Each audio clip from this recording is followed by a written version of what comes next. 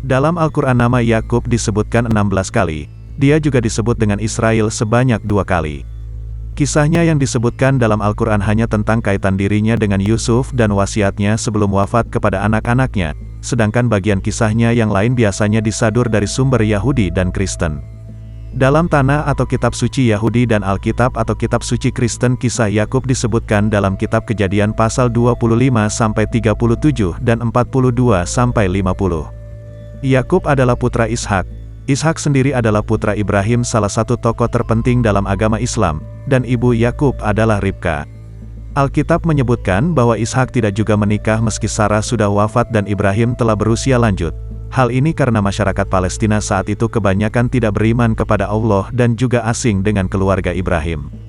Ibrahim kemudian memerintahkan kepala pelayannya untuk pergi ke tanah kelahiran Ibrahim di Irak agar mencarikan gadis dari keluarga besar Ibrahim di sana untuk diperistri Ishak.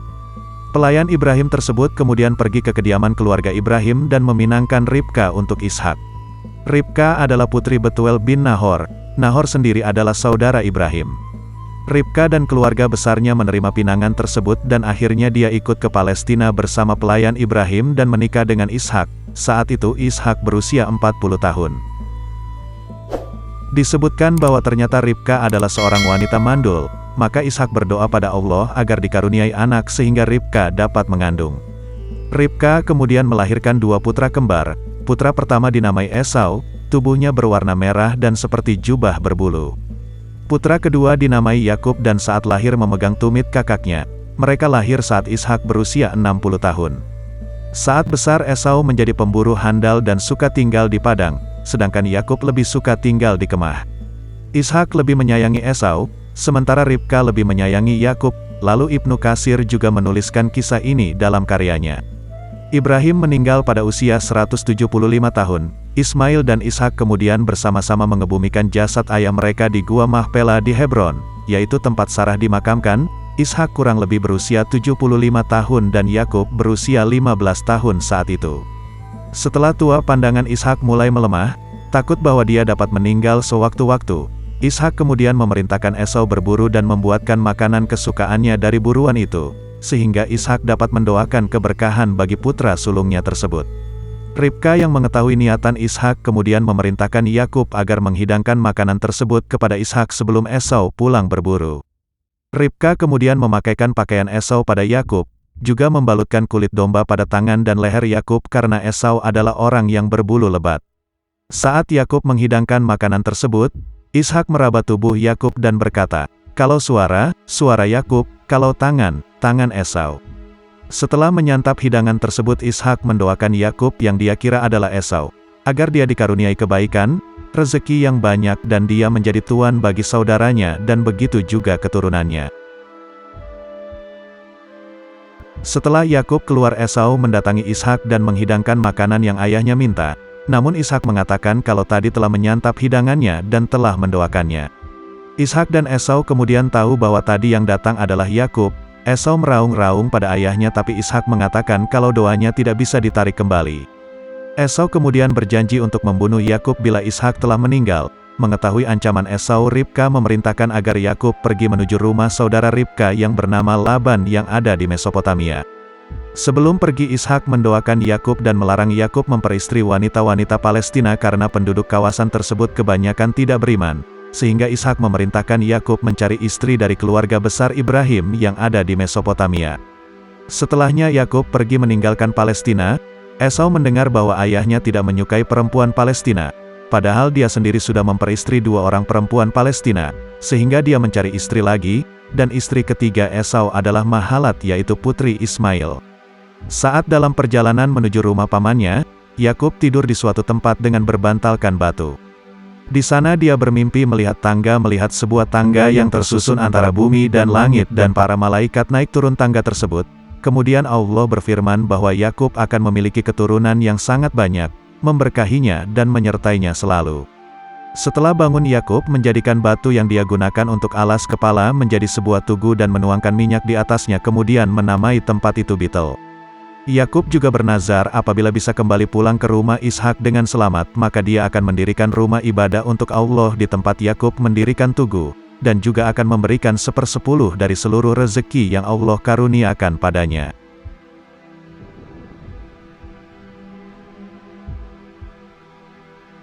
Yakub kemudian sampai dan tinggal di rumah Laban yang berada di Haran. Laban memiliki 2 putri yang sulung bernama Lea dan yang bungsu bernama Rahel. Yakub melamar Rahel dan Laban menerima pinangan tersebut dengan syarat Yakub mau bekerja menjadi penggembalanya selama 7 tahun. Saat waktu 7 tahun telah usai diadakanlah pesta pernikahan dan Laban menikahkan Lea dengan Yakub. Di pagi harinya barulah Yakub tersadar kalau dia tidak dinikahkan dengan Rahel tetapi Lea, dan Yakub kemudian meminta penjelasan pamannya tersebut. Laban mengatakan kalau menikahkan anak yang muda padahal yang tua belum menikah bukanlah tradisi di tempat tersebut. Laban kemudian melanjutkan bahwa dia akan menikahkan Rahel dengan Yakub, jika dia bersedia bekerja untuknya 7 tahun lagi. Yakub menyanggupi dan akhirnya Rahel juga menjadi istri Yakub. Laban juga memberikan seorang budak perempuan bernama Zilpa sebagai pelayan Lea dan Bilha sebagai pelayan Rahel. Yakub lebih mencintai Rahel dari Lea tetapi Rahel mandul. Di sisi lain Lea melahirkan beberapa putra yaitu Ruben, Simeon, Lewi dan Yehuda. Rahel merasa cemburu dengan kakaknya dan kemudian memberikan Bilha sebagai selir atau istri untuk Yakub. Tradisi seorang wanita memberikan budak perempuannya untuk dijadikan selir suaminya dapat disamakan dengan praktik ibu pengganti pada masa modern. Saat budak tersebut melahirkan, maka anaknya juga akan dianggap secara hukum sebagai anak sang nyonya. Bilha kemudian melahirkan 2 orang putra bernama Dan dan Naftali. Lea kemudian menjadikan Zilpa sebagai selir atau istri Yakub. Zilpa kemudian melahirkan 2 orang putra bernama Gad dan Asher. Lea kemudian mengandung lagi dan melahirkan 2 putra bernama Isakhar dan Zebulon. Lea juga melahirkan seorang putri bernama Dina. Setelahnya barulah Rahel dapat hamil sendiri dan lahirlah seorang putra yang diberi nama Yusuf.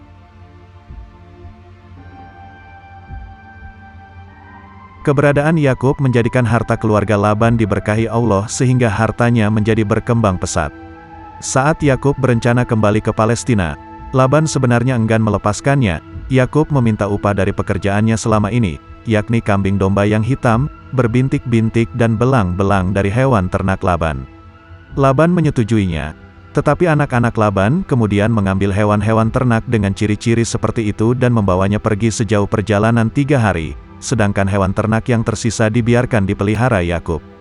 Kemudian Yakub memotong dahan-dahan pohon muda dan mengupas sebagian kulitnya sehingga di dahan-dahan tersebut terbentuk pola belang-belang. Dahan-dahan itu kemudian diletakkan di tempat-tempat minum ternak tersebut karena mereka suka kawin saat hendak minum. Jika ternak-ternak itu kawin di depan dahan itu, maka anaknya juga akan menjadi belang-belang. Yakub meletakkan dahan-dahan itu hanya di depan hewan ternak yang kuat, jadi hewan yang lahir berbintik atau berbelang dalam keadaan kuat dan semuanya menjadi milik Yakub, sedangkan yang lemah tetap menjadi milik Laban. Peristiwa ini adalah mukjizat Yakub. Yakub kembali ke Palestina bersama istri-istri dan anak-anaknya, para budak dan hewan-hewan ternak.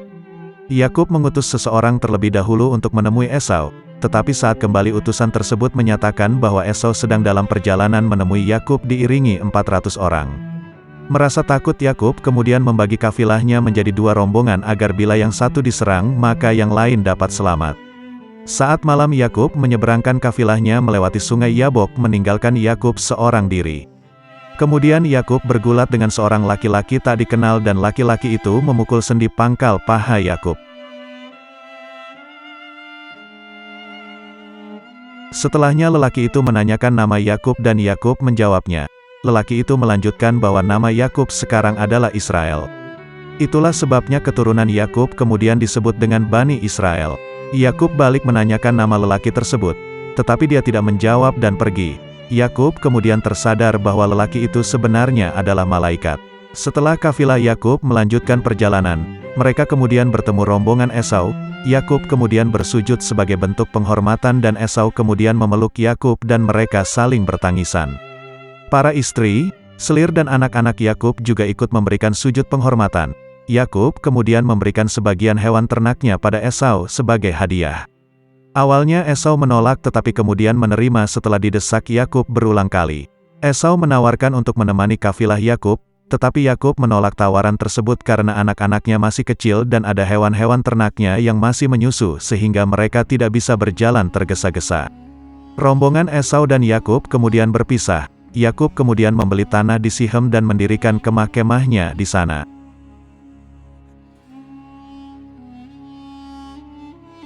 Di Palestina, Dina yang dalam perjalanan mengunjungi para perempuan di daerah tersebut kemudian diculik oleh Sichem dan diperkosa.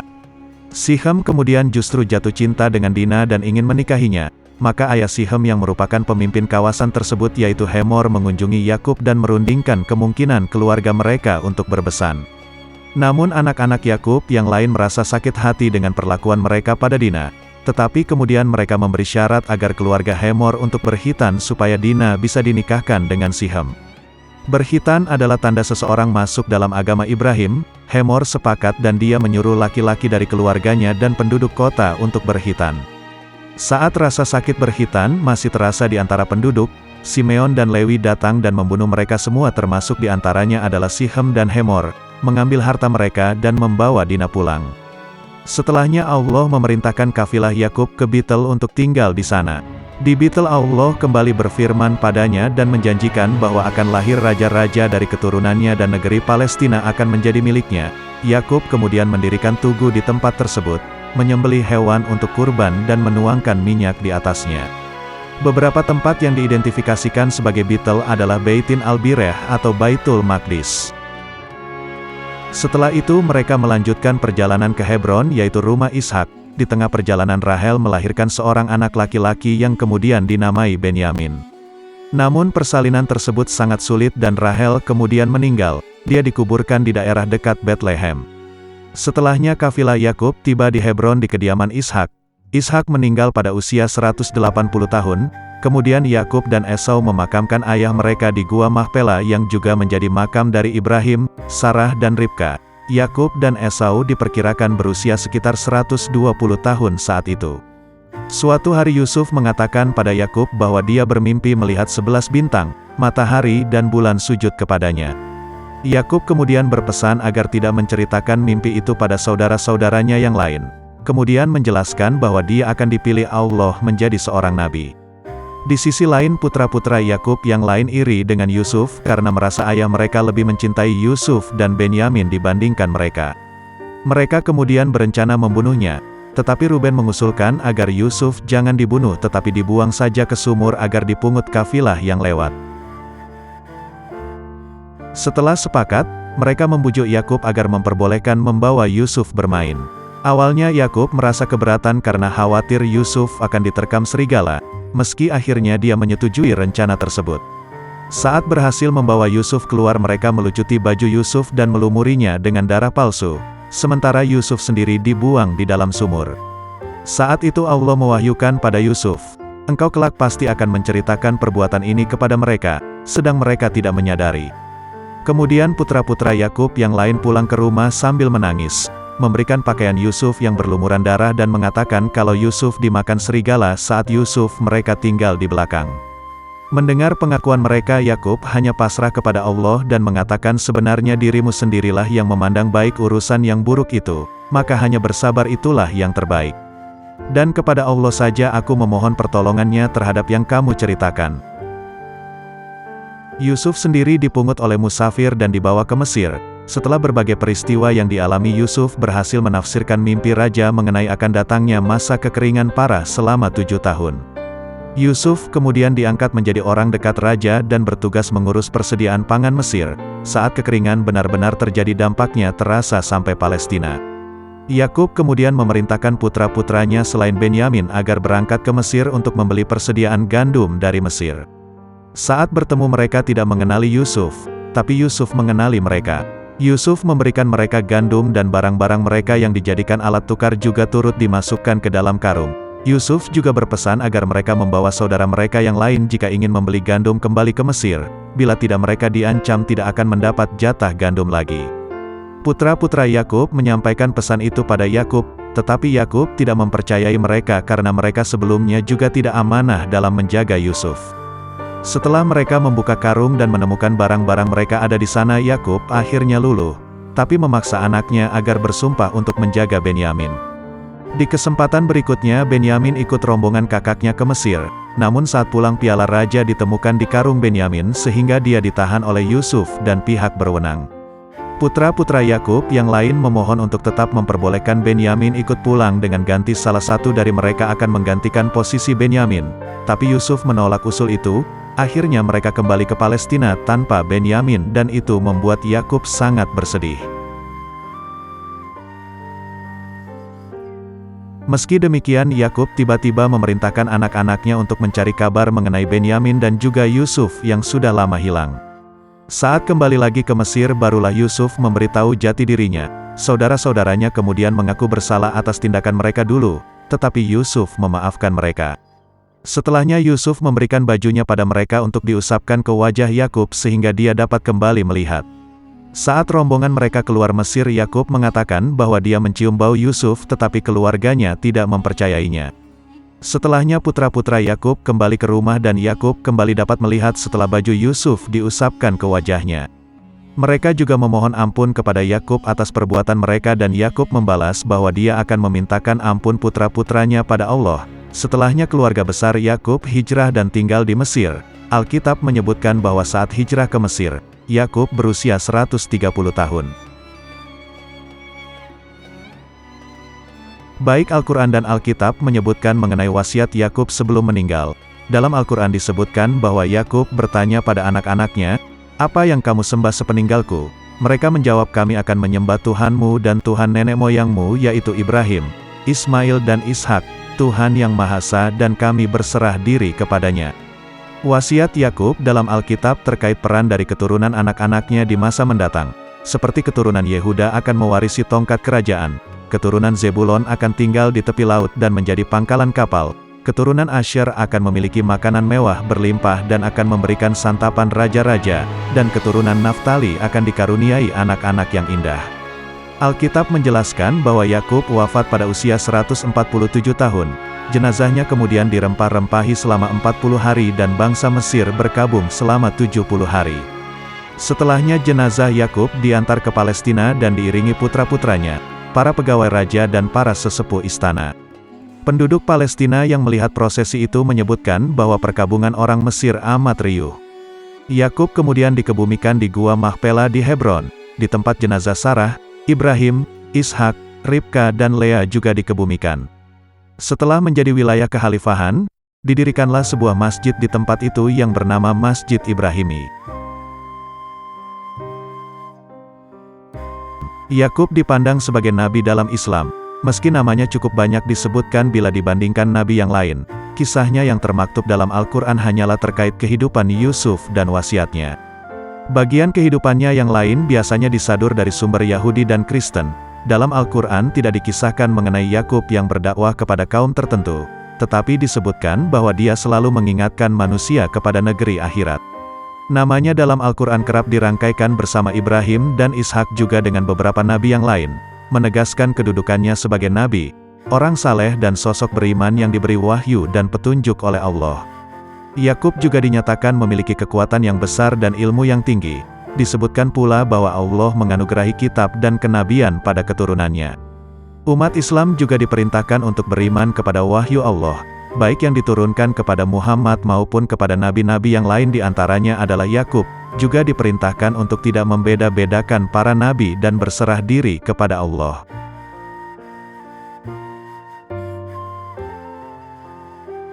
Umat Yahudi memandang Yakub sebagai nabi. Bersama Ibrahim dan Ishak nama Yakub juga disebutkan bersama dengan Tuhan, sebagaimana Tuhan dalam Yahudi disebut Elohei Abraham, Elohei Yitzchak ve Elohei ya petik terbalik Akob yang artinya Tuhannya Abraham, Tuhannya Ishak dan Tuhannya Yakub, dan tidak pernah disebut Tuhannya yang lain. Dalam tanah disebutkan mengenai janji Allah bahwa Yakub akan memiliki keturunan yang sangat banyak dan akan terlahir raja-raja dari keturunannya, juga negeri Palestina akan diberikan padanya dan keturunannya. Gereja Katolik memandang Yakub sebagai santo. Perayaan liturginya dirayakan oleh Gereja Katolik Ritus Bizantium pada hari Ahad kedua sebelum Natal. Nabi Yakub yang memiliki 4 orang istri memiliki sifat bijaksana dan adil agar keempat istrinya terus mendapatkan kebahagiaan. Melalui kisah Nabi Yakub kita menjadi belajar untuk menjadi seseorang yang bijaksana dalam mengambil keputusan, sehingga orang-orang di sekitar kita akan bahagia. Oleh sebab itu kita sebagai manusia biasa perlu menanamkan sifat bijaksana ini di dalam diri kita.